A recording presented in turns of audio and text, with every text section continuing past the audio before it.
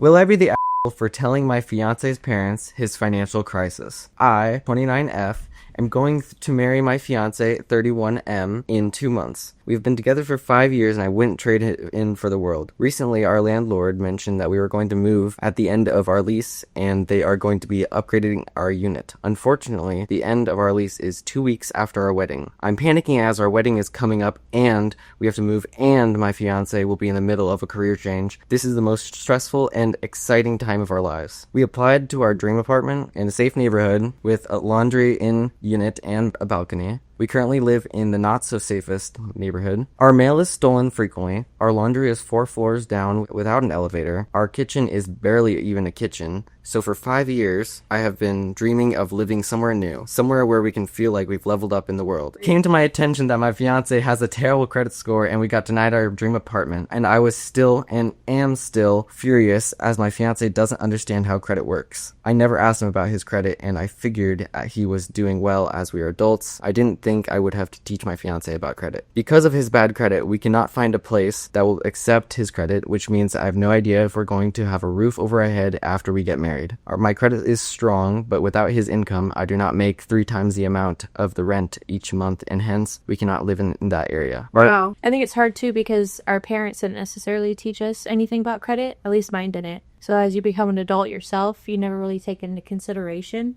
So then now as an adult, you're really having to pay attention to those things. Not knowing about it when you're younger because your parents just never explained it. And then you end up tanking your credit. And then you're like, oh, where are we going to live? Right. Yeah, definitely learning credit was something I wasn't taught a whole lot about. But when I first got my credit card, everyone did try to get me to understand and pay it off each month. Don't go over 30%. But I was taught that. I think it's also in dating, you don't really think about asking the other person their credit score. Yeah. Or if you do, it's perceived as a gold digging or over asking. You should. With that situation, you don't want to be in that predicament 2 days after you get married or a couple days after you get married. You don't know where you're going to live. We had a client once who hired us his fiance's request and she postponed the wedding until he got a credit score above 700.